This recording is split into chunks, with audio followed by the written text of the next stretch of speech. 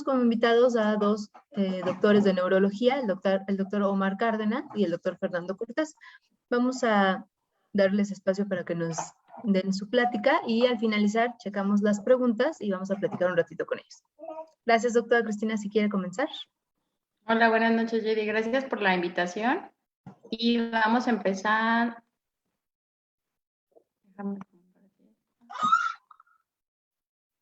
¿Ahí se ve? Sí, ya se ve muy bien. Bueno, entonces vamos a hablar hoy de parálisis supranuclear, internuclear e infranuclear. Un pequeño resumen. Todo comienza en las áreas de Brodmann. Ya sabemos que hay el área destinada solamente o principalmente a la vía visual o la corteza visual, pero va a haber áreas de asociación que su integridad tanto motora, premotora y la asociación visual van a ayudarnos a comenzar este sistema de movimientos, que primero de lo que vamos a hablar, pues van a ser de los movimientos voluntarios, de sacadas y seguimiento. Entonces, todo este complejo complemento que vemos aquí, que también, o sea, fue descrito en primates para lograr, pues, comprender todos estos movimientos oculares, van a complementar con sitios de integración para generar pulsos o impulsos que van a terminar efectuándose como un movimiento ocular. Vamos a ver que hay conjugados y disconjugados, pero ahorita lo vamos a ver. Entonces vamos a tener aquí que está la corteza visual suplementaria, los campos frontales, y tenemos todas estas áreas de asociación, incluyendo la corteza visual. Todo esto va a recibir o es un sistema aferente que finalmente se va a regresar o va a generar estos impulsos por la vía eferente, que vimos gran parte o toda la vía eferente el día de ayer con el doctor Diego Romero. Entonces voy a tratar de como enfocarme en la parte supranuclear e internuclear, ¿de acuerdo? Entonces, como mirada conjugada vamos a tener que va a ser un movimiento ocular que se dirige en la misma dirección a ambos ojos, y la mirada disconjugada va a ser aquella en que los ojos van a tener direcciones opuestas. Los niveles de control de estos músculos extraoculares finalmente se va a encontrar supranuclear, nuclear, internuclear e infranuclear, que como en forma de diagrama lo podemos clasificar así. Todo lo que se encuentre por arriba del mesencéfalo lo vamos a tomar como supranuclear. Sabemos que todo eso, o sea, como que toda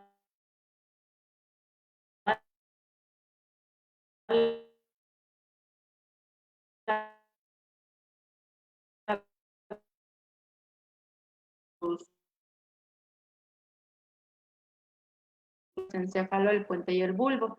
Y sabemos que casi todos los nervios que nosotros estamos como explorando, que nos corresponden en el área neurooftalmológica, van a estar en el mesencéfalo y en el puente, yéndonos desde, como nos explicaba el doctor Diego ayer, del 3 al 4 en la parte más superior y 6 en la parte más inferior, hablando de nervios de los músculos extraoculares.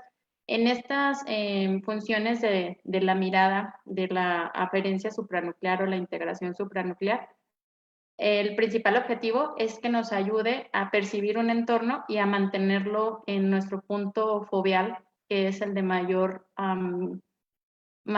como capacidad o claridad que podemos tener.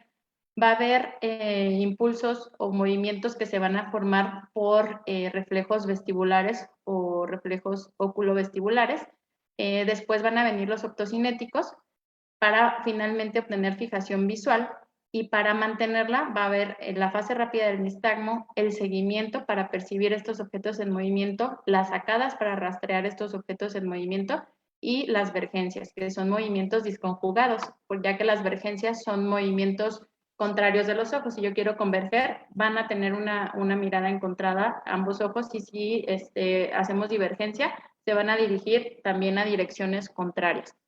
El reflejo oculovestibular, todos van a tener como objetivo mantener el objeto diana en la fobia, pero el reflejo oculovestibular va a durar no solamente algunos 10 segundos, después tiene que entrar el optocinético para poder mantener ese objeto que está en movimiento en nuestra fobia. y ya de ahí se va a ir a la fijación visual y la fase rápida del nistagmo va a tratar de seguir manteniendo finalmente el objeto en la fobia, que es para darnos la máxima claridad de las imágenes. Y este es como lo primero que nos tiene que quedar claro, ¿no? Lo mencioné varias veces en la diapositiva pasada, entonces punto de fijación en la fobia. Es indispensable explorar todos los movimientos oculares para localizar ciertas alteraciones en lugares específicos del sistema nervioso central. Es decir, si nosotros queremos sospechar con nuestra clínica que es un trastorno supranuclear, que es un trastorno internuclear o infranuclear, para ver con qué equipo lo vamos a trabajar de neurología, qué tipo de imagen le podemos ir pidiendo, localizada a qué nivel. Entonces, tenemos que explorar los movimientos, tenemos que buscar si hay una desviación tónica o una mirada preferencial, tenemos que ver las vergencias, las ducciones, si hay algún cambio, si un paciente tiene alguna alteración de movimientos oculares y observamos o buscamos algún cambio en las posturas, como pasa en SQ. El nistagmo optoquinético siempre lo tenemos que explorar, el seguimiento y las sacadas. Ya vimos con la doctora Ariadna cómo se exploran estos movimientos, no me voy a entretener mucho, solamente quiero puntualizar que tratamos de explorar el nistagmo optoquinético. Sin embargo, para realmente explorarlo puramente, en teoría todo el cuarto debería estar lleno de franjas blancas y negras. Cuando estamos utilizando estos instrumentos, lo podemos llegar a despertar, pero realmente lo que estamos valorando es el seguimiento. Y las sacadas, ponemos 2 puntos de fijación y vamos a describir tanto la metría como el impulso, que sea de una manera fisiológica o correcta, ¿sí? Entonces vamos a tener aquí las versiones que van a ser sacadas voluntarias, que pueden ser reflejas o espontáneas. Y también vamos a tenerlas en seguimiento lento, teniendo en cuenta que las versiones es la mirada conjugada que se dirige a una misma dirección para fijar un objeto sobre la fobia. Y las vergencias, como la convergencia y divergencia, van a ser movimientos disconjugados. Todos estos tienen como sus alteraciones supranucleares, como la insuficiencia de la divergencia o la insuficiencia de la convergencia. ¿De acuerdo? Entonces, vamos a tener que ya integrando todo esto, como lo habíamos visto en las primeras diapositivas, tenemos los campos visuales frontales,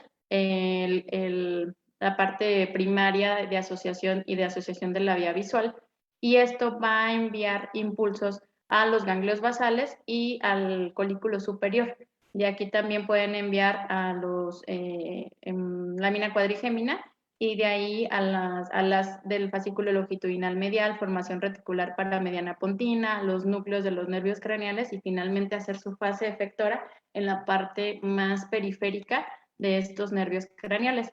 Todo esto, toda esta conexión tiene como fases excitatorias e inhibitorias que van a formar impulsos que le van a dar una velocidad a este movimiento ocular, pero también tiene que haber una integración y un mantenimiento de este movimiento, ¿de acuerdo? Entonces, el impulso se va a dar en la formación reticular paramediana pontina y la velocidad en el fascículo longitudinal medial en el núcleo intersticial rostral. Y el paso o control de la integración se va a dar en el núcleo prepósito del hipogloso o en el núcleo intersticial de Cajal. Aquí viene un poquito más especificado, como por segmentos donde podemos encontrar en el núcleo de Cajal el mantenimiento de la mirada vertical, en el núcleo intersticial rostral del fascículo longitudinal medial, el inicio de las sacadas verticales, la formación reticular paramediana pontina, las sacadas horizontales y el mantenimiento de esta mirada horizontal va a ser por el núcleo prepósitos del hipogloso. Ahora, los sacádicos generalmente se pueden iniciar en la corteza motora de manera voluntaria. Una vez las sacadas son movimientos, esto quiere decir que una vez iniciado el movimiento no va a ser interrumpido o va a ir a donde tenga que ir porque es un movimiento muy rápido. Solamente que de manera como arcaica, si nosotros perdemos un poco de función supranuclear por, ¿cómo se llama? Cuestión filogenética, los sacádicos también pueden ser generados en el cerebelo. Y por eso aquí hay muchos sitios de integración que pueden mantener o incluso alterar este movimiento sacádico.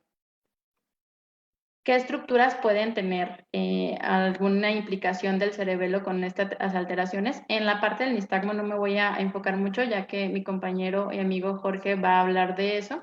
Entonces tenemos, por ejemplo, la estructura del vermis núcleo fastigial posterior. Va a tener, si está alterado, una dismetría sacádica y alteraciones del seguimiento. Debemos nosotros explorar el seguimiento no a una velocidad tan rápida. Dice la academia que podemos explorarla como a 1/3, empezando por la parte externa de nuestro campo visual, a 1/3 por segundo, o sea, haciéndolo como en 3 movimientos. Si lo hacemos más rápido o más lento, tal vez no tengamos como mucha fuerza clínica en la exploración.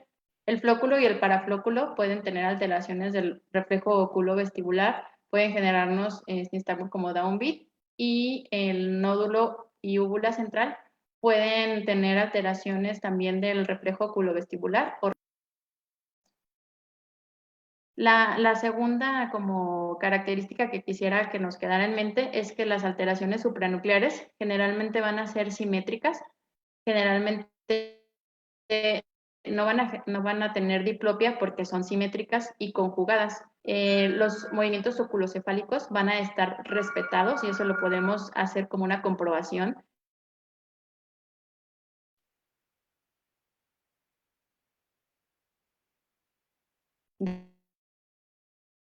Tenemos una desviación, una preferencia de la mirada, nosotros podemos poner un punto diana y hacer esto con la cabeza, y si está respetado podemos sospechar que ese trastorno se debe a algo supranuclear o a una alteración supranuclear.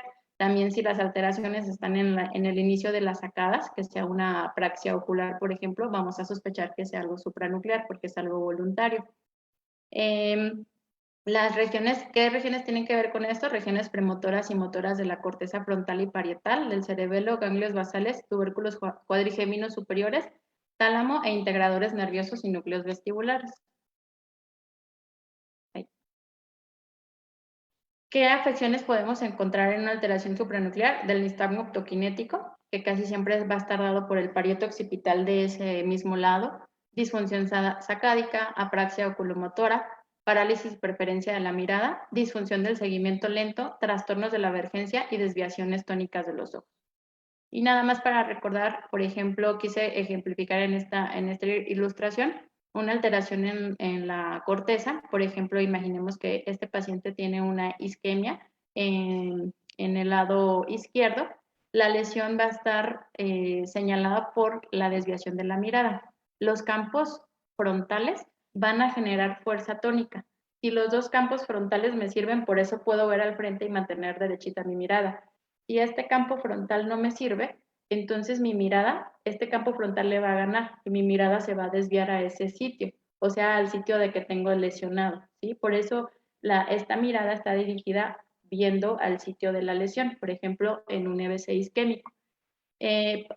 Puede ocurrir lo contrario en caso de que haya una estimulación, por ejemplo, en epilepsia, más bien va a ser al revés, porque si tengo mucha actividad eléctrica de este lado, esta fuerza le va a ganar al otro lado, aunque este lado no tenga una alteración, ¿vale?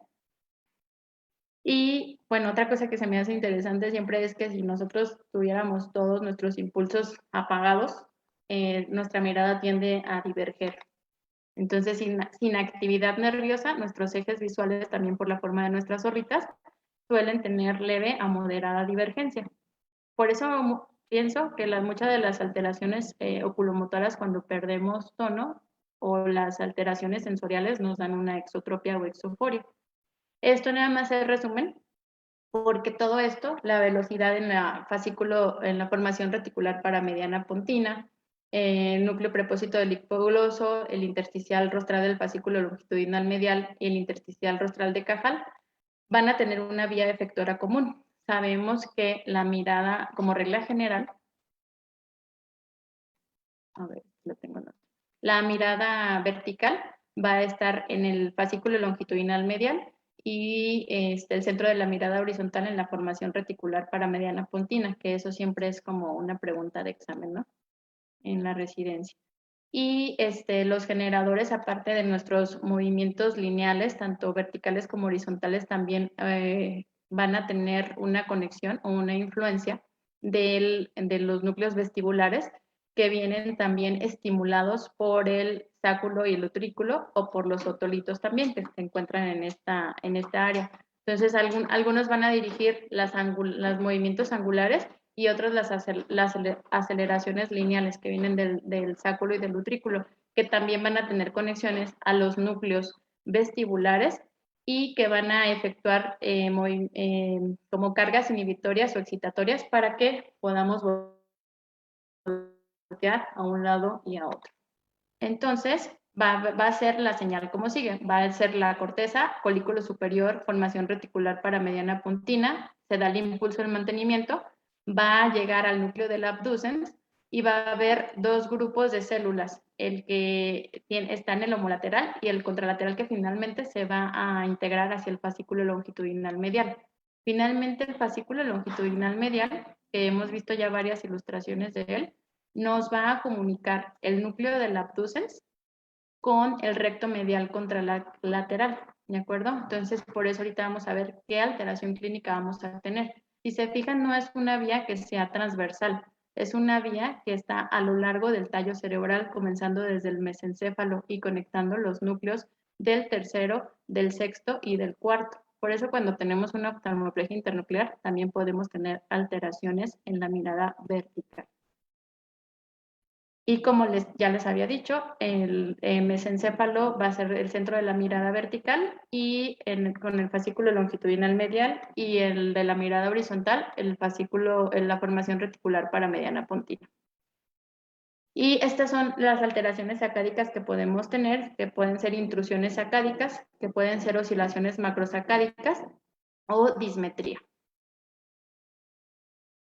Las sacadas o alteraciones sacádicas más bien que pueden tener mayor localización o ser más localizadoras son las sacadas hipermétricas, que vamos a localizar la lesión en ese mismo hemisferio cerebeloso. Es decir, si yo pongo un estímulo y está aquí y mi mirada llega acá, quiere decir que tengo una sacada hipermétrica y puedo tener lesionado ese hemisferio cerebeloso. Esta es reacción de inclinación ocular. Y las lesiones parietales o parieto-occipitales extensas van a tener una repercusión sobre el nistagmo optoquinético hacia ese mismo lado, ¿de acuerdo? Va a ser ipsilateral y va a ser una alteración. Esto lo podemos ver en pacientes que tienen hemianopsias también o EBCs o lesiones tumorales extensas en ese mismo lado, en la región parieto-occipital, y vamos a tener alteraciones del seguimiento y del NOC. Y este es un ejemplo de lo que podemos tener en un campo visual cinético en un paciente con una cuadrantanopsia inferior derecha por una lesión occipital izquierda. Podemos tener este tipo de alteraciones. Otras alteraciones que podemos tener en estos movimientos son el seguimiento en reda dentada, una ganancia baja, sobre todo en pacientes con algunas alteraciones que hablaremos más adelante como enfermedad de Parkinson, o también pueden estar dados por alteraciones del campo visual como hemianopsias o otros tipos de defecto, o también hay alteraciones del seguimiento y de los movimientos verticales asociados a la edad. Este es un ejemplo de apraxia ocular, ataxia ocular también, y el paciente trata de utilizar sus movimientos cefálicos para generar un movimiento, que por esto se caracteriza la apraxia oculomotora. Y este es un paciente que tiene un síndrome de Wallington. Vean cómo se le dificulta el movimiento voluntario, porque él lo quiere seguir, pero tiene dificultad para iniciar ese movimiento y utiliza los movimientos de su cabeza. Este es un ejemplo de un síndrome de Parinov o un síndrome mesencefálico dorsal. Déjenme ver si puedo ponerlo. Que tiene sobre todo parálisis de la mirada vertical, nistagmo de convergencia, signo del sol naciente por retracción de los párpados y disociación luz cerca, como en las pupilas de Adi, pero este es en Parinov. Se ve un poquito extraño el video, pero ahí está, lo voy a pasar. Esto ya lo vimos ayer con el doctor Diego, solamente para pasarnos ya a la parte infranuclear. Bueno, y este último video nada más que les quería poner es explorar, es muy importante explorar las ducciones, es decir, los movimientos monoculares. ¿Por qué? Porque puede haber casos de oftalmoplesias internucleares en las que no hay una limitación de la aducción como tal, sino un enlentecimiento en las sacadas en aducción. Y ese es el dato cardinal de una oftalmoplesia internuclear. Espero que se alcance a ver, aunque sea acostadito. Vean el ojo derecho, que es el que llega, pero se regresa. Si se fijan, se regresa de la línea media. Esta es una oftalmoplesia internuclear derecha, que ahorita también vamos a ver un poquito más adelante cómo damos el nombre al área de afección. Por ejemplo, que no aduce bien o tiene una sacada en aducción enlentecida con un nistagmo de abducción, el lado afectado es el fascículo longitudinal medial derecho. ¿Okay? Y a ver. Y hay que fijarnos también en inducciones porque creo que no tiene su movimiento tan marcado, pero vean cómo puede llegar y este ojo se regresa. ¿Okay? Por eso puede que no sea algo tan notorio, puede ser algo sutil. Sí hay unos que de plano tienen una limitación a la aducción, pero no todos van a estar así.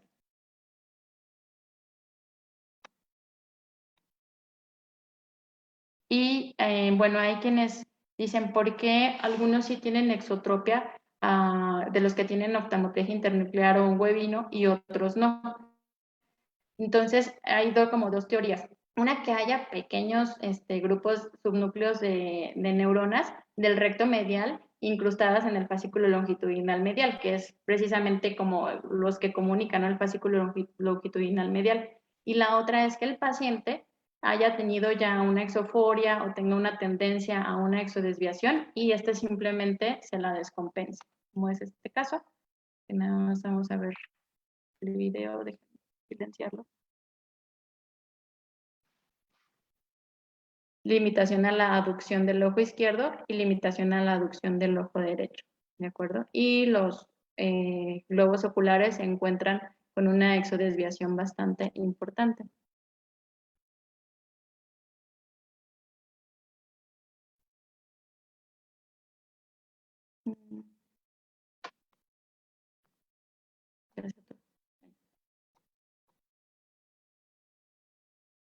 Y bueno, por último vamos a ver las alteraciones infranucleares y en esta vamos a tener que, como dato clínico, van a ser muy asimétricos. Ahorita creo que vamos a ver una tablita sobre los datos clínicos de los infranucleares. Y la desviación ocular va a ser al contrario que en los que son supranucleares. No van a estar los ojos no están hacia el sitio de la lesión.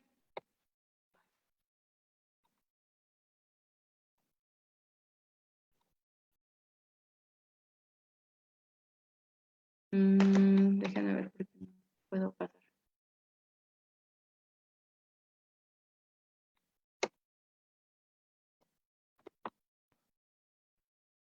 Saturó un poquito mi computadora, pero los trastornos infranucleares van a estar caracterizados por tener diplopia y por tener también lesiones que te generan una asimetría en los ejes oculares.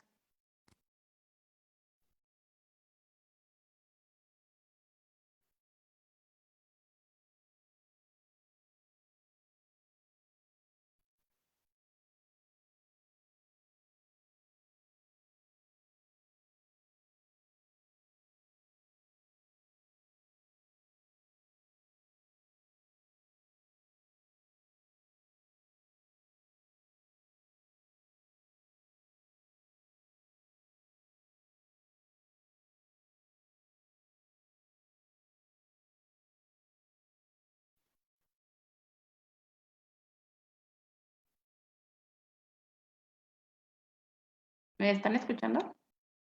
O ya no. Sí, Cristina, nada más no se ve la presentación. Es que dice que tengo un problema irrecuperable. Como que ya no quise pasar la diapositiva. pero creo Doctora, que si quiere, ya lo están si viendo quiere ahí. continuamos. Bueno, o podemos continuar con el doctor Omar o con el doctor Fernando, en lo que Sí, checamos su computadora. Sí, si quieren, paso sí. lo mío. Ajá.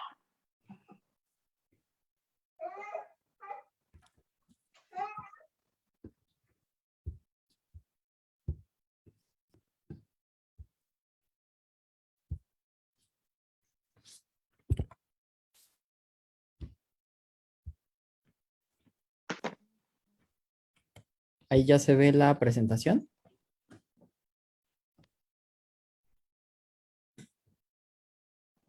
Sí, doctor, se ve bien.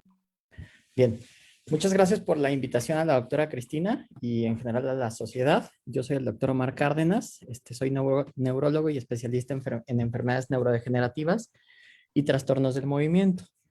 Yo tengo algunas diapositivas que les quiero compartir. Primero, esto ya nos lo mencionó Cristi acerca de lo que es el control supranuclear de los movimientos oculares y como tal lo que es el control infranuclear y el control internuclear, que creo que de lo internuclear nos va a hablar un poquito más el doctor Fernando.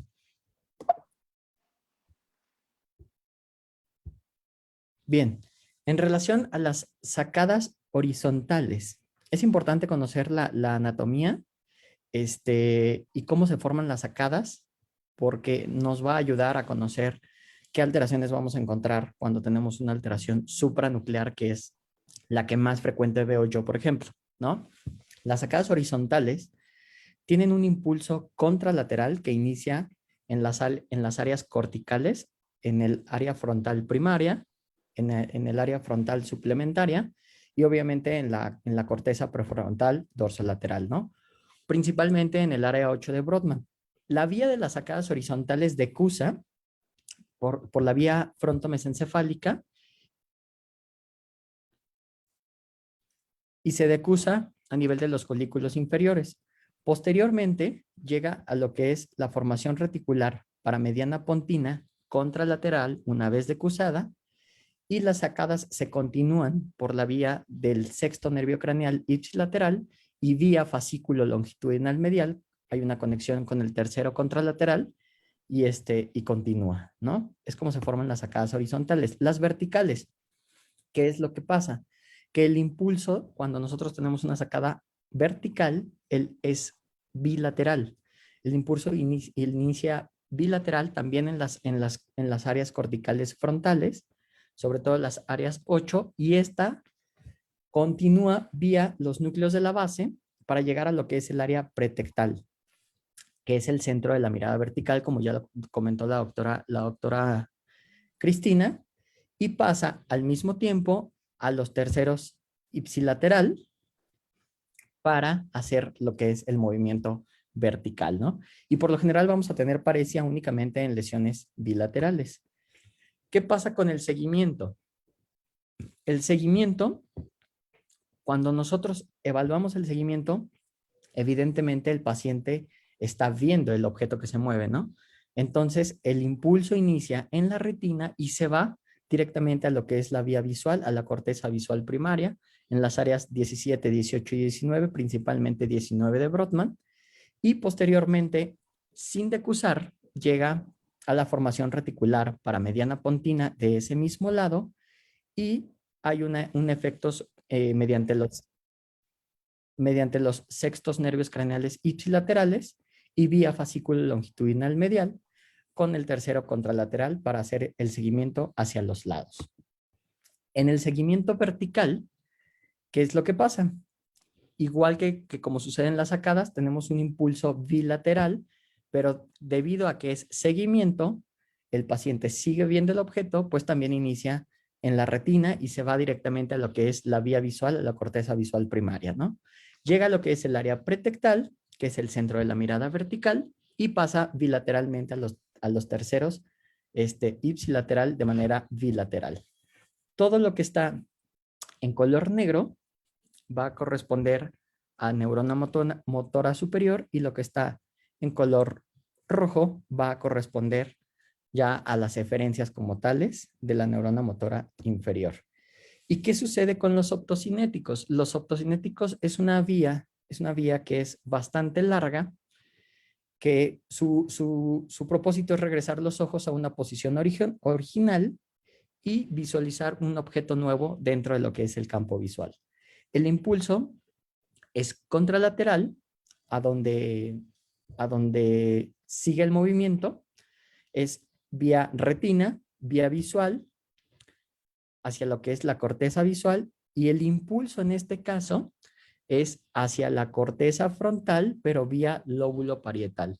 Así que aquí lo que tenemos es que están implicados tanto el lóbulo occipital, como ya mencionó la doctora Mallorquín, como el lóbulo parietal, como el lóbulo frontal. Y cualquier lesión a nivel de estas vías, vamos a tener una alteración en los optocinéticos. Posteriormente llega a lo que es la formación reticular para mediana pontina contralateral y hace lo mismo, ¿no? Lo mismo que es irse al sexto ipsilateral y vía fascículo longitudinal medial al tercero contralateral. Y es por eso, la vía es la que decusa, pero es por eso que clínicamente lo vamos a ver, como ya mencionó Cristi, como un efecto ipsilateral a la lesión, ¿no? ¿Qué pasa en la parálisis supranuclear progresiva? De entrada, la parálisis supranuclear progresiva es una patología en donde se acumula, es una taupatía donde se acumula proteína tau hiperfosforilada y dependiendo del tipo, pues vamos a tener diferentes acúmulos, digamos, de esta proteína que van a estar en distintas zonas de la corteza cerebral, ¿no? Y si se fijan, la mayoría de zonas involucradas, independientemente de lo que es el subtipo fenotípico de la parálisis supranuclear progresiva, de la cual tenemos hasta el momento 7 descritos, independientemente, pues la gran mayoría tiene una afección cortical, ¿no? Existen características nucleares, que son 4.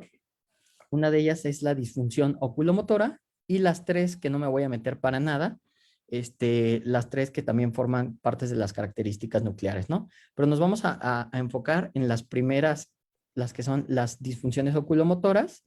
Esto se va a dividir en niveles de acuerdo a los criterios que se han establecido en relación a la Sociedad de Movimientos Anormales, en donde los niveles 1 nos dan mayor grado de certeza que los niveles 3. ¿A qué se refieren con nivel 1?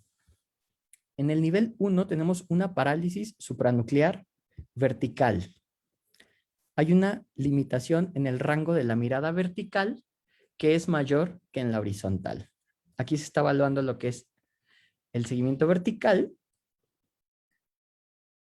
Y miren esa expresión facial que tiene el paciente como de asustado, muy característico de la enfermedad, pero prácticamente sus movimientos están nulos hacia las regiones verticales y más completos hacia las regiones horizontales. Hay que recordar que conforme pasa la edad, es frecuente que los movimientos oculares estén más limitados, pero no a este grado y menos si lo sumamos a otras cuestiones como parkinsonismo, ¿no?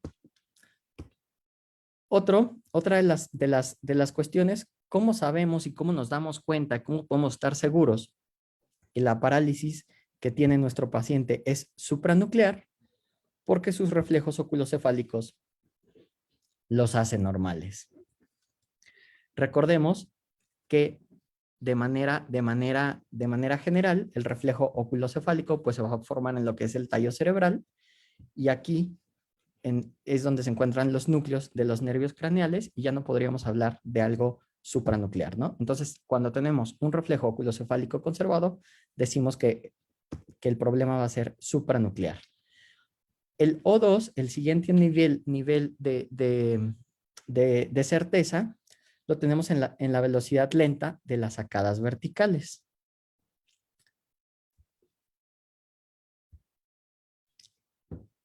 Son lo suficientemente lentas como para verlas, no hay una latencia, y en la parálisis supranuclear progresiva suele haber una ausencia de la fase rápida del optocinético.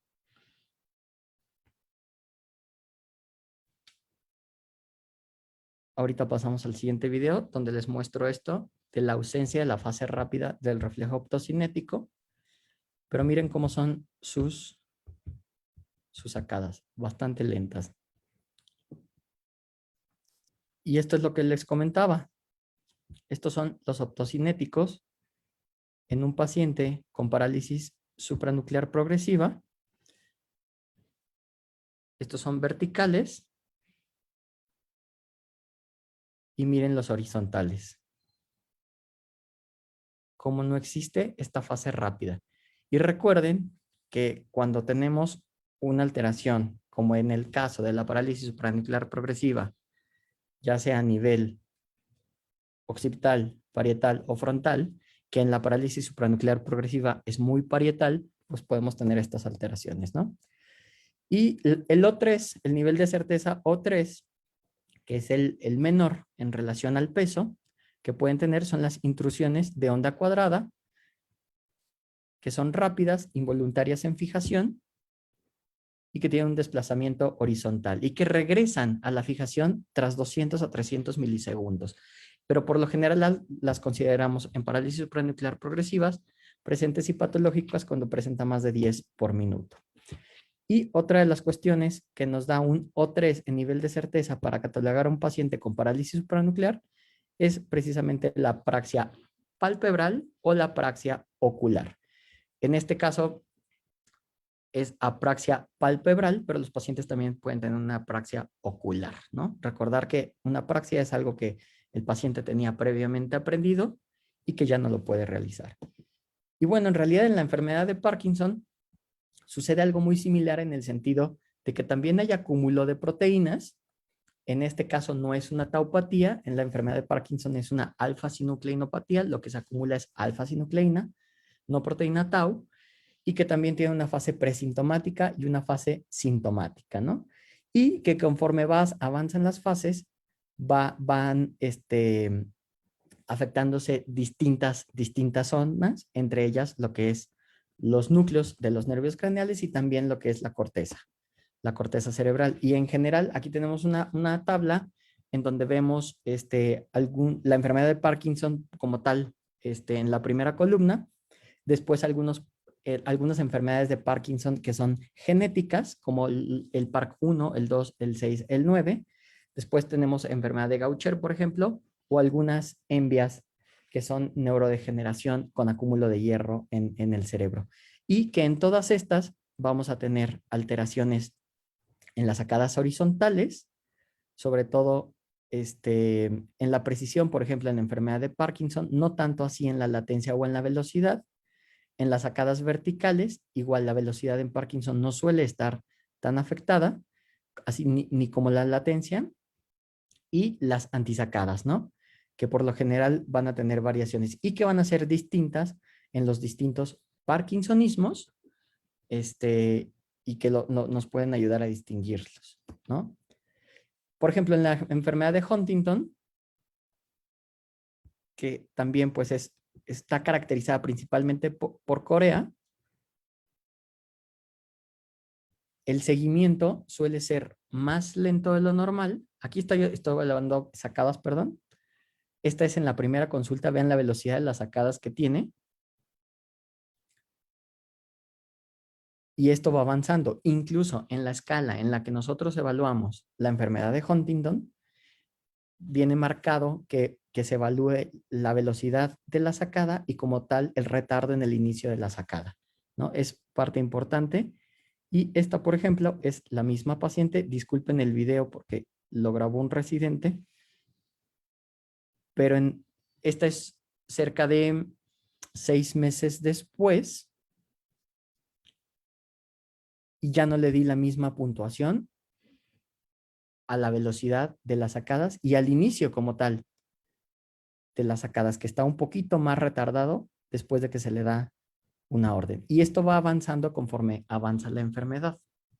Entonces son datos importantes en las 3 patologías, por lo menos que les presento el día de hoy, que es Huntington, que es Parkinson y otros parkinsonismos, y que evidentemente es parálisis supranuclear progresiva.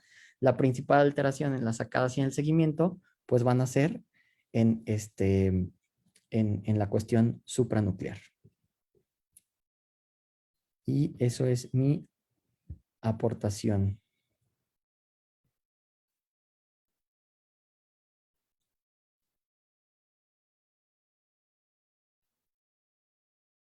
Si tienen alguna pregunta, si quieren lo vemos un poquito al final.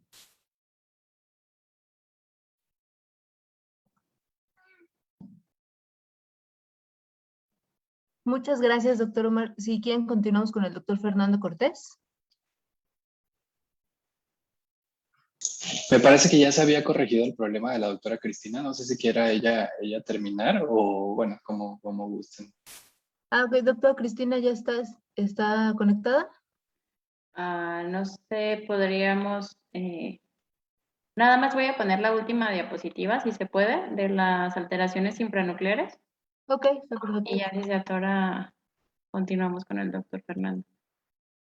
Que estas eran las características o lo que podríamos llegar a tener. Que lo que les decía es, si está afectada, pasa lo contrario que en las alteraciones corticales o supranucleares. La desviación de la mirada va a ser hacia el mismo sitio de la lesión o del mismo lado de la lesión, porque el paciente no puede mirar hacia el otro lado, ¿de acuerdo? Que eso también nos lo explicó el doctor Omar. Y la principal diferencia es la supranuclear, mira el lado de la lesión, las pupilas están respetadas y los óculos cefálicos respetados, y en la infranuclear va a mirar al lado contrario de la lesión. Las pupilas, dependiendo a qué nivel esté la patología, pueden estar afectadas y los óculos cefálicos van a estar afectados. Y ejemplos puede ser un síndrome pontino, reacción de inclinación ocular también ya a niveles más bajos, parálisis fasciculares, les decía que pueden ser asimétricos o diplopia, y miastenia gravis suele mimetizar o asemejar cualquiera de estas alteraciones. Y nada más este video, justamente que es de una paciente que tiene miastenia gravis, y la verdad es que yo lo primero que pensé es que fuese algo vascular, porque ella llegó, su motivo de consulta fue porque amaneció así como está ahí. No me pareció que fuera fatigable ni fluctuante su tosis en ese momento, pero creo que el otro día, porque le pedimos un estudio de imagen, llegó ya diferente, ¿no? Entonces esto también nos da ahí datos para pensar que es algo miasteniforme, ¿de acuerdo? Y nada más, si quieren continuamos ya con el doctor Fernando para finalizar las aportaciones de nuestros invitados.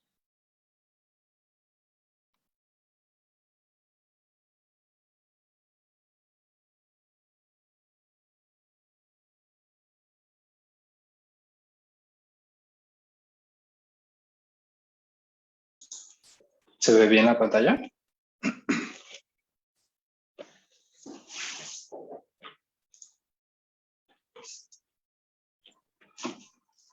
Sí, doctor, se ve muy bien. Bueno, igualmente les agradezco mucho la invitación. Vamos a ser un poco más breves con mi intervención. Ya seguramente ya están todos cansados. Yo soy el doctor Fernando Cortés, soy neurólogo especialista en esclerosis múltiple, también en Guadalajara. Y bueno, igual que como vieron la presentación del doctor Omar, que está fuertemente sesgada hacia su alta especialización, de manera similar esta mini plática está un poco más enfocada a la mía, ¿verdad?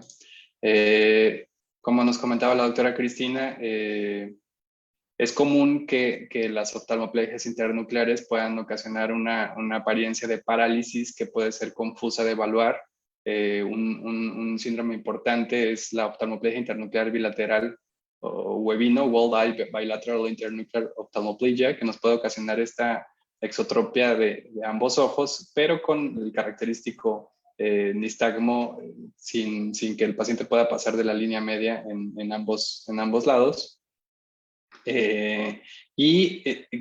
Esto es un poco más práctico, un poco más pragmático. Lo que les quiero compartir es que en oftalmoplegia internuclear y en Webino, es muy importante tomar en consideración el contexto clínico del paciente. Por ejemplo, esta paciente es una mujer de 36, 37 años, algo así, cuando presentó estos síntomas, que no tenía ningún factor de riesgo cardiovascular.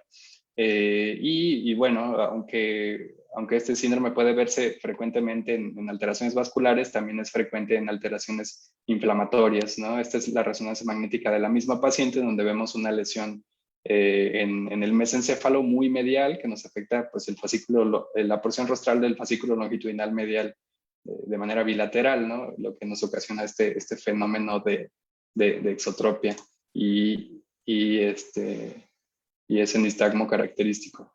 Entonces, me gustaría más bien orientar estos, digamos, tips clínicos cuando sospechamos una etiología vascular y cuando sospechamos una etiología inflamatoria.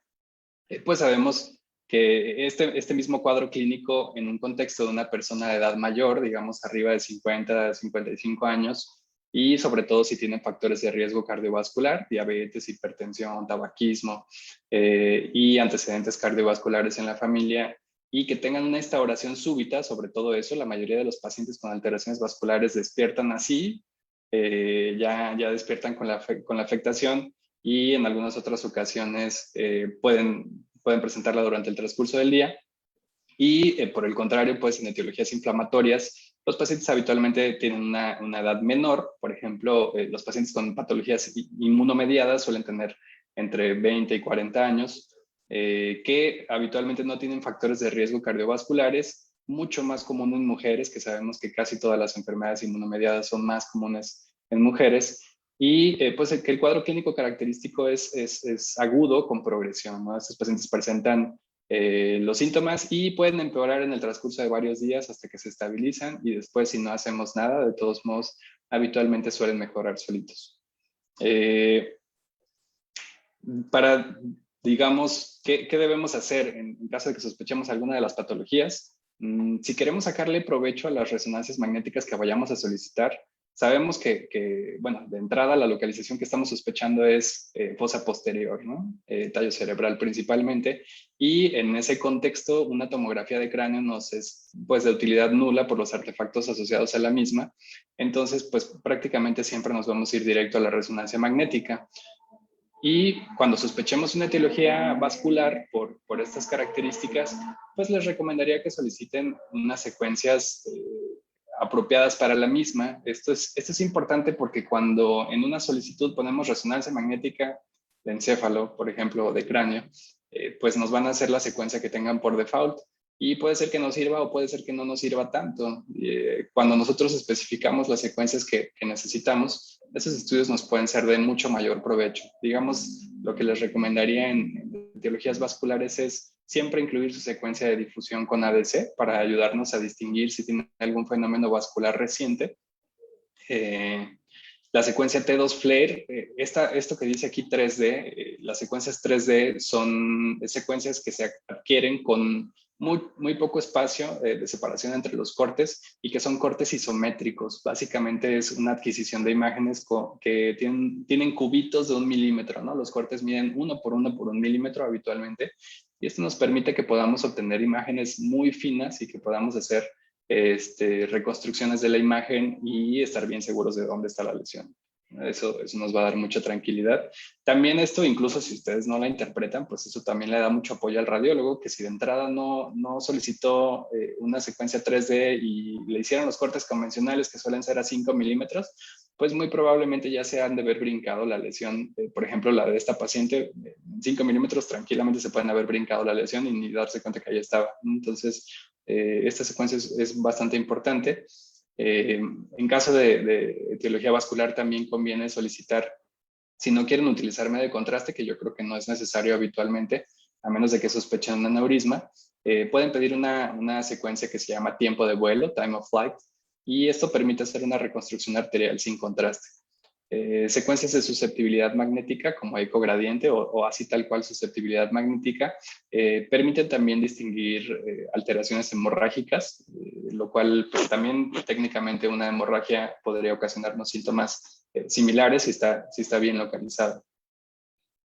Por el contrario, en pacientes en donde sospechan una etiología inflamatoria o inmunomediada, es muy importante que también agreguen una secuencia T1 3D con gadolinio, ¿no? Igual el 3D es suficiente para que les hagan secuencias isométricas con cortes muy chiquititos que les van a permitir hacer una reconstrucción de esta imagen y estar bien seguros de qué es lo que está pasando.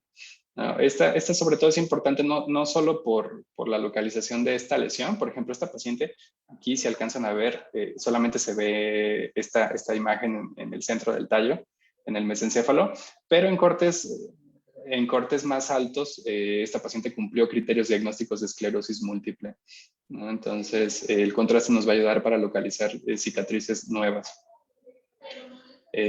También nos puede ser de utilidad pedir secuencias de difusión para el despistaje, para que estemos seguros de que no sea una etiología vascular. Y bueno, el T2 FLAIR 3D también, esta secuencia nos permite ver las lesiones pequeñitas.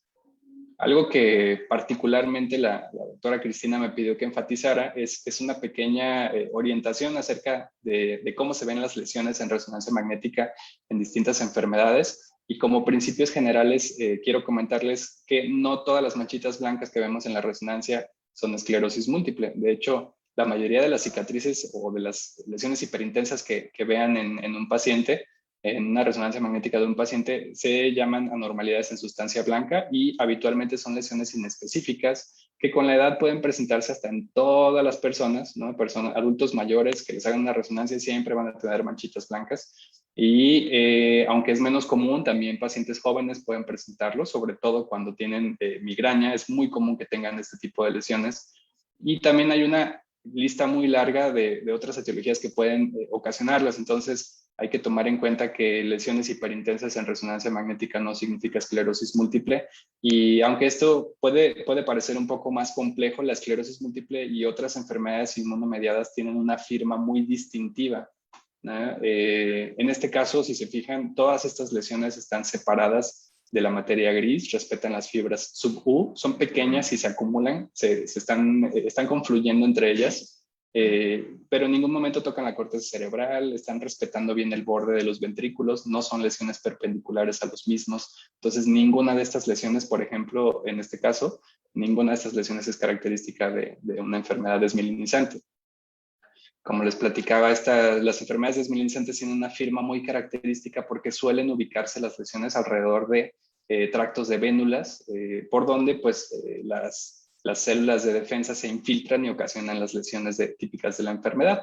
Esto incluye una localización periventricular muy característica, lesiones corticales, lesiones en nervio óptico, que son las que más ven ustedes, aunque no es el tema de esta charla, y pues lesiones en el tallo cerebral que suelen ser pequeñitas y que también nos pueden ocasionar estos fenómenos.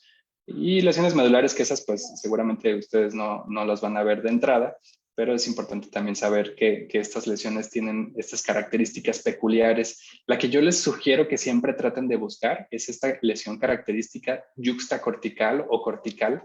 Estas lesiones yuxtacorticales se adhieren íntimamente a la corteza cerebral. Si se fijan, esto parece una semiluna que está siguiendo el trayecto de la corteza cerebral, y estas son muy características de esclerosis múltiple. Aunque no son patognomónicas, son altamente sugestivas de la misma. Y bueno, también estas lesiones pueden tener distintos patrones de captación, un anillo completo, un anillo incompleto abierto hacia la corteza, o pueden tener una captación homogénea, y habitualmente van a ver varias lesiones. Es importante que sepan que muchas veces van a ver algunas lesiones que no son características. Por ejemplo, aquí estas son muy parecidas a las que les enseñé en la otra imagen. Son lesiones subcorticales inespecíficas y esas no las vamos a tomar mucho en cuenta para considerar este tipo de diagnósticos. Pero sí tenemos que tomar en cuenta este tipo de lesiones tan características, lesiones infratentoriales que parece que le dan mordidas al tallo cerebral. La de la médula me la voy a brincar porque no la ven muy seguido, pero suelen ser estas lesiones parciales que no afectan todo el segmento transversal de la médula espinal. Las lesiones periventriculares que característicamente afectan el polo inferior del cuerpo calloso. Y aquí vemos otra lesión yuxtacortical. Fíjense cómo está adherida a la corteza, muy parecida a la anterior, no tan bonita, pero también esta lesión es yuxtacortical, ¿no? Entonces, este tipo de lesiones nos deben hacer sospechar en enfermedades desmielinizantes, particularmente esclerosis múltiple. Por el contrario, pacientes que su lesión se vea circunscrita a un territorio arterial típico, bueno, pues más bien ahí pensaremos en una etiología vascular. No necesariamente pues tienen que afectar todo el territorio vascular como se ve en este esquema, pero pues sí que la lesión suele estar dentro del área pintada. Nos va a sugerir una etiología vascular en el contexto clínico y epidemiológico apropiado del paciente. Igual en el caso de vascular, esta es la secuencia de difusión, una secuencia que no se ve tan clara como el FLAIR, pero que nos permite hacer diagnóstico temprano de eventos vasculares. Y bueno, hablando un poquito también de algunas etiologías infranucleares, prácticamente cuando un paciente tiene una parálisis ocasionada por una alteración infranuclear, puede que tenga una de estas 4 localizaciones, ¿no? Casi son las opciones que tiene. Una es que sea el seno cavernoso, sobre todo se sospecha cuando el paciente tiene afectación de múltiples nervios craneales, y si se afecta el trigémino, ahí pues conviene que hagan, aunque sea una evaluación de la sensibilidad exteroceptiva en los territorios trigeminales. Y en este caso, la mayoría de las veces, esto se debe a tumores. También puede ser por alteraciones en el espacio subaracnoideo, por el trayecto que cursan estos nervios hacia su final. Y que más frecuentemente son ocasionadas por carcinomatosis o por infecciones crónicas como tuberculosis o incluso sarcoidosis. Hay un mimetizador importante que ya nos comentaba la doctora Cristina, que son los trastornos de unión neuromuscular, principalmente la miastenia gravis. Entonces siempre es importante preguntar fatigabilidad. Si aparentemente la afectación del paciente varía durante el día, sobre todo hacia la tarde o a la noche, hay que sospechar siempre eso. Y algo importante que hay que considerar aquí es que el estrabismo nos puede confundir, sobre todo los estrabismos congénitos o los estrabismos operados pueden afectarnos mucho la exploración, y bueno, eso ya más bien es más área de expertise de ustedes, pero pues hay que tratar de preguntar si el paciente tiene o ha tenido cirugías de estrabismo. Y las neuropatías craneales inflamatorias, ¿no? Como el síndrome de Miller-Fisher o el síndrome anti-GQ1B, que nos puede ocasionar cuadros donde no podamos diferenciar muy bien qué tipo de parálisis o cuál de los nervios es el que está afectado. También tomar en consideración esta posibilidad. En algunos grupos de pacientes también hay que tomar otras consideraciones. Por ejemplo, en adultos mayores de 50 años, una cantidad importante de pacientes con arteritis de células gigantes puede presentar parálisis y diplopia. Y bueno, variabilidad de síntomas ya vimos en este. Entonces, una recomendación extra más digamos, de los aspectos técnicos de cómo solicitar una resonancia magnética es en los pacientes que tienen un curso clínico crónico, ¿no? Ya vimos hace rato los vasculares, que suelen ser una instauración súbita, los inflamatorios, que suelen tener un curso agudo con progresión, y pues tenemos los pacientes con cursos clínicos crónicos de más de 8 semanas al menos, que pues más comúnmente van a tener tumoraciones. Perdón, esto está mal. Y en estas, pues lo que conviene, aparte de las otras secuencias que ya platicamos, es en muchas ocasiones añadir una secuencia fiesta con cortes finos en nervios craneales. Esto nos va a ayudar mucho a seguir el curso de esos nervios craneales y estar seguros si no alcanzamos a identificar el tumorcito. Y una secuencia T1 3D con gadolinio. Les recuerdo, las secuencias 3D nos aportan mucha información porque nos permiten hacer reconstrucciones milimétricas, y de preferencia cuando sospechen tumoraciones, solicitarlas con supresión grasa que nos puedan quitar confusiones. El resto de secuencias creo que vale la pena que de todos modos las pidan para ayudar a diferenciar de otras etiologías, pero digamos que estas dos extras nos pueden apoyar a obtener un diagnóstico diferencial un poco más fino. Y por último, nada más comentar, el contexto epidemiológico de los pacientes también es muy importante. Siempre hay que pensar en las causas más comunes, que en caso de adultos mayores de 50 años, sobre todo suele ser, por ejemplo, en la afectación de una parálisis del tercer nervio, la mayoría de las veces es por una etiología isquémica, y pues que esto es diferente en el resto de neuropatías craneales de músculos extraoculares. En los niños, que esto ya está muy fuera de mi área, pero bueno, también tenemos tablitas que nos ayudan a identificar que la mayoría de estos casos son por causas congénitas, a excepción de las parálisis del sexto nervio. Y bueno, como un, digamos, algoritmo básico, si el paciente tiene más de 50 años y tiene afectación del tercer nervio craneal que no sea completo, o que tenga afectación de la pupila, estos pacientes sí se les tiene que hacer una angiotomografía de manera urgente. Si está negativa, bueno, convendría que se haga imagen dirigida con una resonancia magnética y solicitar anticuerpos contra el receptor de acetilcolina sospechando miastenia. Y pues en caso de que eso saliera negativo, probablemente considerar una punción lumbar o una electromiografía de fibra única un poco más fina para el diagnóstico. Y en pacientes que son menores de 50 años es menos común que la etiología sea isquémica, y puede ser más importante que sospechemos otras etiologías como miastenia gravis, que puede ser más común, como síndrome de TFQ1B si el paciente tiene reflexia o ataxia. Y si afecta más de un nervio, pues siempre pensar en seno cavernoso o base del cráneo, y aquí a lo mejor sí nos conviene extender un poco más el abordaje, y además de solicitar una imagen de cráneo, puede que sea necesario e importante solicitar una punción lumbar y los anticuerpos contra el receptor de acetilcolina. Digamos, un algoritmo muy básico de lo que nos conviene hacer dependiendo de lo que encontremos en el paciente. Y bueno, eso es todo. Muchas gracias.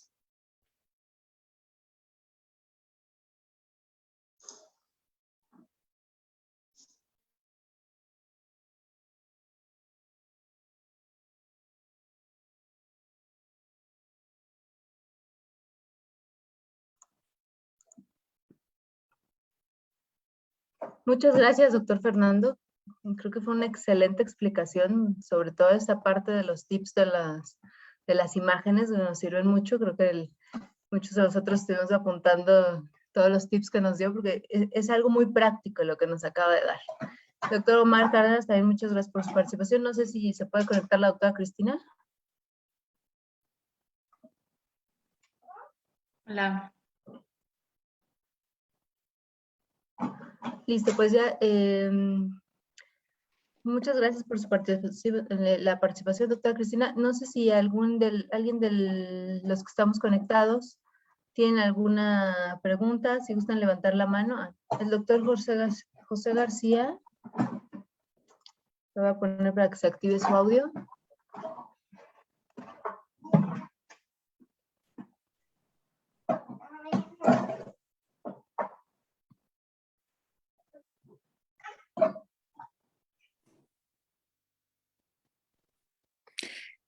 Se fue el sonido mientras le explicaba la doctora Cristina.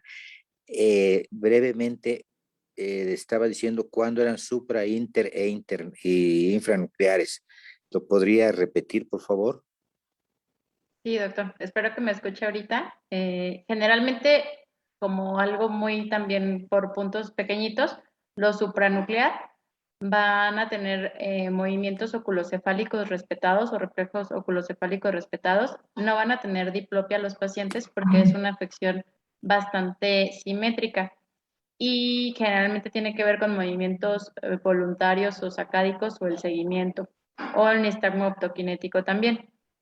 Y, por ejemplo, los internucleares pues van a ser las alteraciones del fascículo longitudinal medial y de la formación reticular paramediana pontina, que van a generarnos alteraciones que ya son asimétricas, que pueden provocar diplopia, y que clásicamente tenemos la oftalmoplegia internuclear, que va a ser una limitación a la aducción de un ojo con un nistagmo de abducción y puede tener un componente vertical. Y finalmente las alteraciones infranucleares van a ser totalmente asimétricas, no van a tener los reflejos oculocefálicos respetados y generalmente van a tener una diplopia o van a ser movimientos pues bastante disociados que pueden ser de cualquier tipo, ya sea horizontales o verticales, a grandes rasgos. No, me refería, ¿me escucha? Sí. Me refería a que estaba usted diciéndonos en una forma sencilla por qué se dice que son supranucleares, internucleares e infranucleares. Dijo usted que eran supranucleares cuando estaban en el mesencéfalo. Y luego internucleares e infranucleares, ¿dónde se localizan? Anatómicamente Supranucleares está. Sí, Como que- anatómicamente como la corteza y los sitios de asociación hasta el folículo superior o el área pretectal. Y desde ahí ya cuando empiezan a hacer las conexiones hacia los núcleos o internucleares va a ser esa sección que casi siempre ya está en el mesencéfalo y de ahí hacia abajo ya las infranucleares son las partes más periféricas de los nervios o efectoras de los movimientos oculares.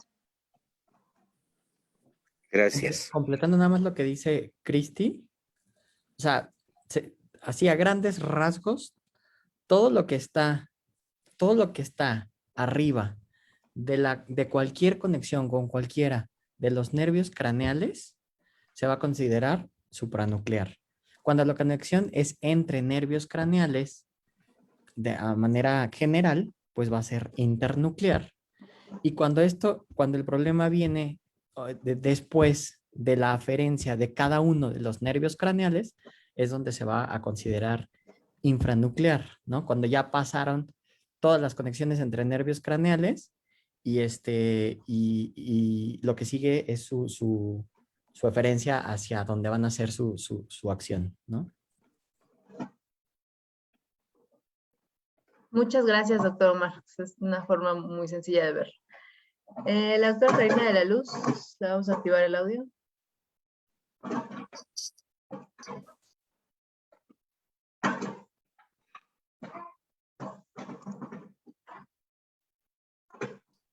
Hola, buenas noches. Yo nada más quería complementar esa parte que creo que lo explicaron muy bien, pero finalmente pues las cortezas son la parte de la supranuclear y hasta arribita del mesencéfalo. Entonces, si tenemos un EBC, o sea, un infarto cerebral, tenemos un tumor, tenemos una enfermedad que toca parte de las cortezas, eso va a generar alteraciones supranucleares, porque son más que nada cortezas. Ahora, lo internuclear está más que nada en el tallo cerebral. Recordemos que el tallo tiene 3 porciones, mesencéfalo, puente y bulbo. Pero más que nada lo internuclear sería a nivel del mesencéfalo y del puente, porque vamos a tener la presencia justamente en ese trayecto del fascículo longitudinal medial.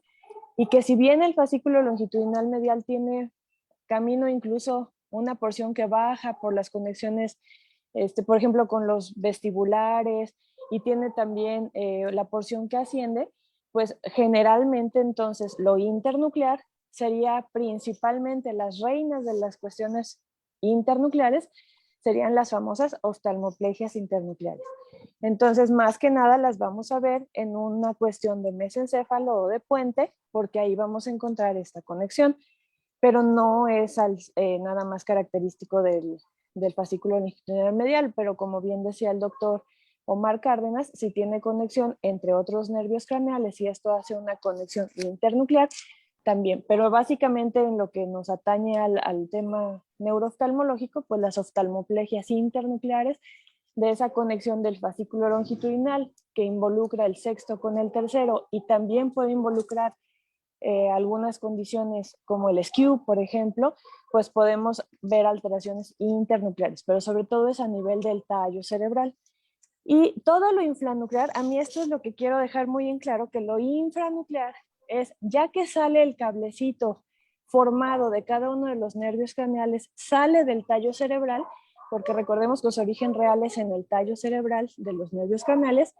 Una vez que sale y deja el espacio subaracnoideo, ahí ya todo puede ser infranuclear, tanto una parálisis del nervio craneal, una miopatía, por ejemplo, puede ser una desviación que nos esté dando un componente de un estrabismo que tenemos que ver si es una miopatía o si es una unión de la placa neuromuscular, como decían de la miastenia gravis o un Eaton Lambert, o puede ser alguna cuestión que no forzosamente ya es de tallo o de corteza. Entonces, a lo infranuclear, tanto puede ser el cablecito el que se afecta, ya formado, como todo lo que está después del cablecito, que ya es el músculo efector o la función específica de lo que estamos evaluando. En el caso del estrabismo, pues también tomar en cuenta las miopatías y las alteraciones de placa. Por eso esto es importante, porque son las grandes simuladoras y que nosotros por clínica tenemos que específicamente localizar entonces en el contexto clínico, localizar la lesión y saber si está después del tallo, si está en el tallo o está más arriba del tallo. Y esto nos los va a dar las condiciones que muy bien explicaron de la simetría de la lesión, si hay o no diplopia, si hay una desviación de la mirada conjugada, si esta es tónica. Y entonces, bueno, eso era mi intervención, más que nada de hablar como a grandes rasgos. El tip sería corteza y arriba de tallo, sería supranuclear, porque recordemos que los núcleos de los nervios craneales están en el tallo. En el tallo encontraríamos afectaciones nucleares o internucleares, y más que nada las reinas en esto serían las oftalmoplegias internucleares. Y después del tallo, todo lo que ya se forma el cablecito y llega hasta los músculos efectores, lo podríamos considerar como infranuclear. Gracias, doctora. Gracias, Cari.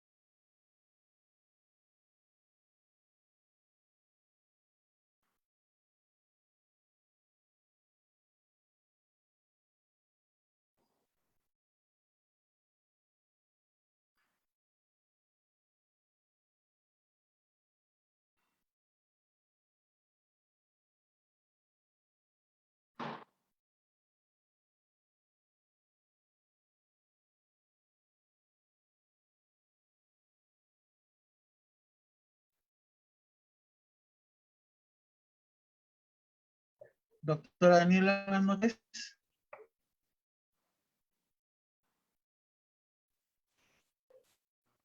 Hola, creo que Jessica tiene problemas, entonces quiero hacer una intervención.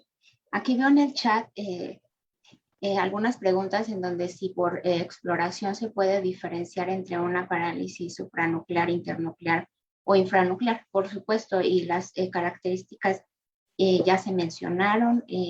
Las infranucleares producen diplopia, entre otras, muchas otras cosas, pero lo que quiero es preguntar, porque hay un estudio muy bonito publicado a principios de 2001-2002, en donde se estudiaron pacientes mexicanos con oftalmoplegias internucleares para ver pues las características epidemiológicas, grupos de edades, recuperación, tratamientos, etc. En ese tiempo, obviamente, las técnicas de resonancia magnética no habían mejorado como las que tenemos ahora. Sin embargo, a pesar de que tenemos ahora excelentes técnicas de resonancia magnética, aún no es posible determinar el sitio de lesión en algunos casos de oftalmoplegias internucleares. Y mi pregunta concreta es para el doctor Fernando Cortés. En su experiencia de ver pacientes con oftalmoplegias internucleares, ya sea unilaterales, bilaterales o huevino, ¿en qué porcentaje de pacientes logra evidenciar por medio de la resonancia magnética justamente la lesión? Gracias, doctora, por su pregunta. Híjole, es que ahí depende mucho de la técnica, de cómo se solicite la resonancia, por eso justo les comentaba esos tips. Si quieren, si están bien seguros de la localización de la lesión o tienen una sospecha muy alta y quieren constatarla, es importante pedir secuencias volumétricas porque eso nos da una precisión volumétrica y es muy difícil que una lesión se pase cuando hacemos ese tipo de cortes, sobre todo si lo hacen en una secuencia T2. A veces el T2 FLAIR puede tener artefactos de flujo y puede ser que no podamos ver bien esas lesiones, pero híjole, si me la pone así con una secuencia bien hecha, no me acuerdo de alguna vez en donde yo no haya podido identificar la lesión. Tendría que ser una lesión muy milimétrica, menor a 1 milímetro para que no lo alcanzara a detectar. No me acuerdo de algún caso en especial, pero si lo ponemos con secuencias convencionales, híjole, yo creo que 50% se pasan, ¿no? Porque las secuencias convencionales tienen estos cortes de hasta 5 milímetros entre los cortes y ahí sí es muy común que se nos pasen y a lo mejor 50-60% sí lo vemos y el otro porcentaje no. En Webino a veces es más fácil detectar las lesiones porque pues evidentemente son más grandes para alcanzar a ocasionar la afectación bilateral. A lo mejor es más difícil evidenciarlas cuando son lesiones de un solo lado. Espero haber contestado su pregunta.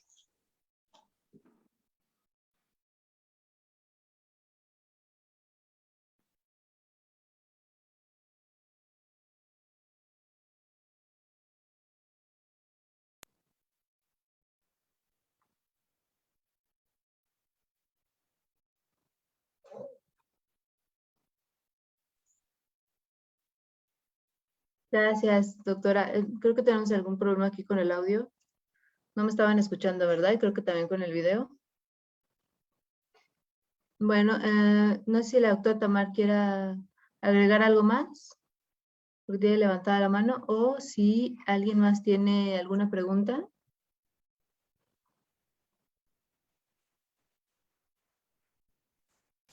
Bueno, en general creo que el chat está, la gran mayoría de los mensajes están felicitándoles porque fueron muy buenas ponencias.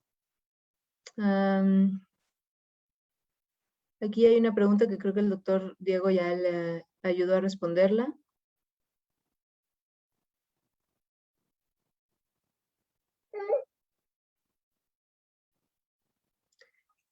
Les pregunta el doctor Francisco Olvera que si con solo la exploración oftalmológica y física del paciente se puede localizar el probable sitio de la lesión, o sea, supra o inter o infranuclear.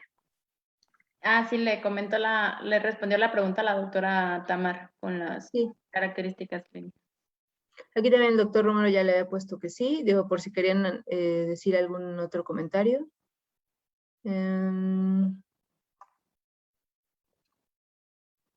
Ok, me parece que ya.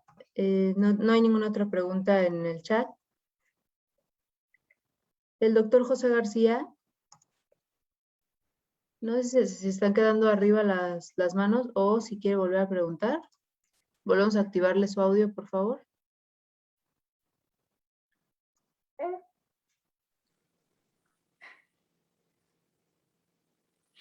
Mi pregunta es en relación a vía visual. ¿Puedo hacerla?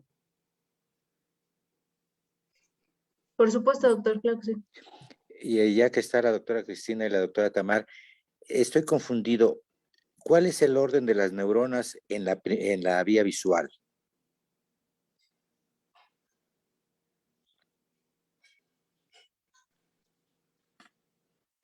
Principalmente, o sea, sabemos que la aferencia de la vía visual comienza en la capa de células ganglionares y la primera neurona sería el nervio óptico.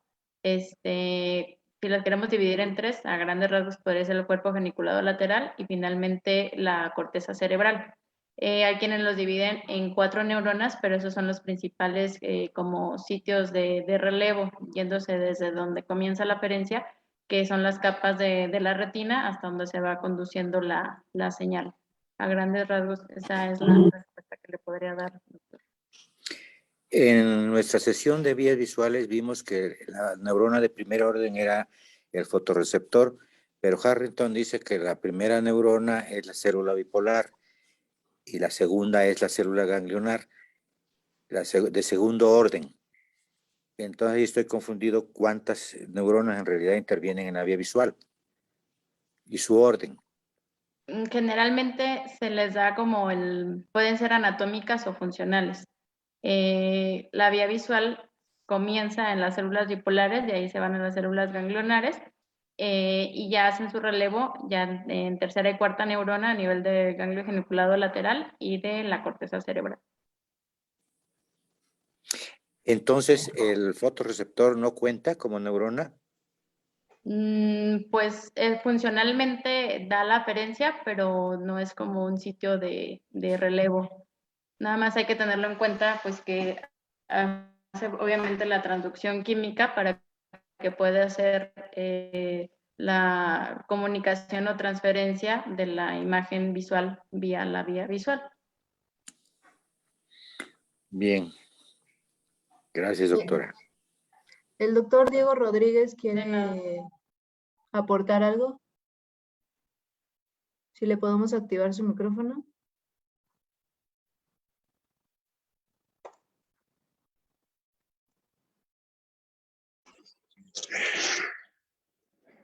¿Sí se escucha? Sí, doctor. Mire, doctor, en respuesta a su pregunta, depende de la bibliografía que se revise.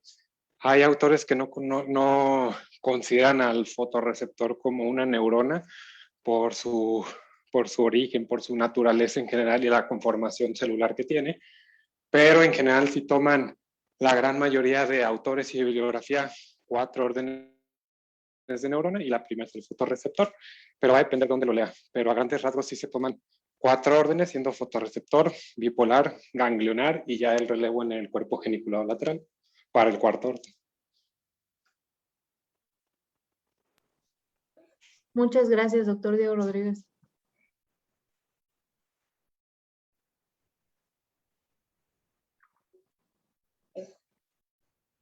Me parece que ya no hay otras preguntas en el chat. No sé si alguien más quiere comentar algo. Podemos checar si la doctora Karina de la Luz volvió a levantar la mano o si se quedó levantada su mano. Es que eso no sé si está pasando. Y la Hola, doctora no, sí, Tamara. nada más quería completar que hace un rato me faltó especificar que también la intervención del doctor Omar Cárdenas fue muy importante en los trastornos supranucleares porque, como mencionaba hace un ratito, pues parte de los trastornos supranucleares son de la corteza y pues como él nos explicaba, la parálisis supranuclear progresiva o los parkinsonismos pues también tienen alteraciones. Por ejemplo, la parálisis supranuclear progresiva justamente empieza el problema en la corteza. Entonces, los trastornos supranucleares van a ser todo lo que inicie el movimiento o todo lo que nos va a dar el control del inicio del movimiento, ya sea de seguimiento o de sacadas. Entonces, pues también la intervención del doctor Omar fue muy importante porque nos habla de enfermedades neurológicas que a veces pueden tener manifestaciones.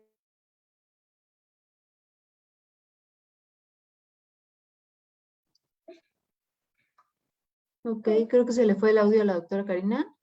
La doctora Tamar, me parece que tiene la mano levantada para activar su audio y checar qué pasó con la doctora Karina.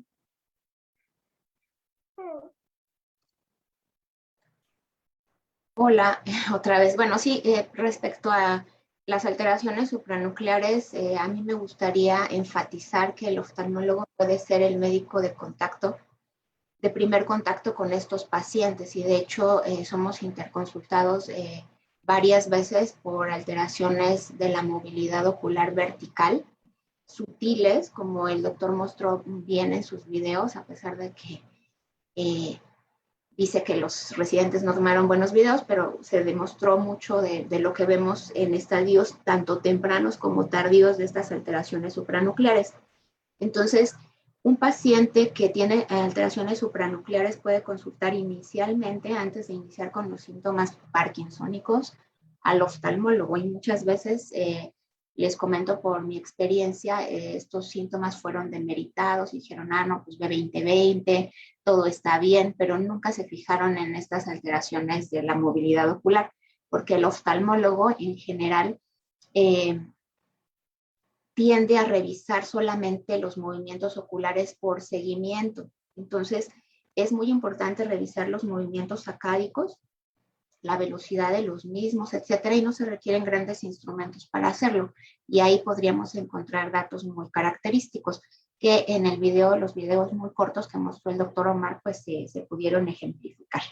Entonces, bueno, ya creo que es tarde, entonces eso es lo único que quería mencionar. Y efectivamente para el doctor depende de la literatura donde lea la vía visual, pero en general la gran mayoría de la literatura, al menos neurooftalmológica, no considera a los fotorreceptores como primera neurona, sino la vía visual empieza en las células bipolares prácticamente.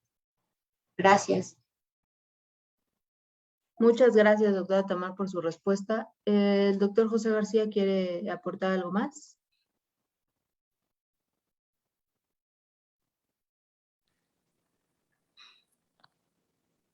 Es sobre lo mismo, que para el doctor Diego, que me decía que no era neurona el fotorreceptor.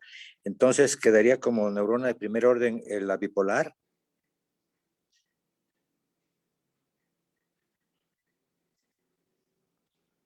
¿Me escucha? Así es, doctor, ya se lo comentó la doctora Tamar. Sí. Perdón. Sí, ya me activaron el audio. Misma respuesta, doctor. Va a depender la literatura que revise. Ahora sí que es pelearse entre autores y entre quien la describa. Le decía, por la naturaleza y la estructura celular no la consideran como neurona, pero en realidad la gran mayoría sí lo consideran como primer neurona si hablamos de 4 órdenes en la vía visual, porque aunque no la quieran considerar una neurona, si no hay fotorreceptor no hay visión. Entonces por eso le dan ese valor tan grande, aunque estructuralmente no se comporta y no es una neurona como tal. Pero sí, entonces la vía visual empezaría en bipolar, ganglionar. No, empieza en fotorreceptor. Si no hay fotorreceptor, no hay vía visual, no hay visión. Entonces, por eso la consideran como primer orden. La neurona de primer orden es entonces el fotorreceptor. Es correcto, así es. Muy bien, muchas gracias, doctor. De nada.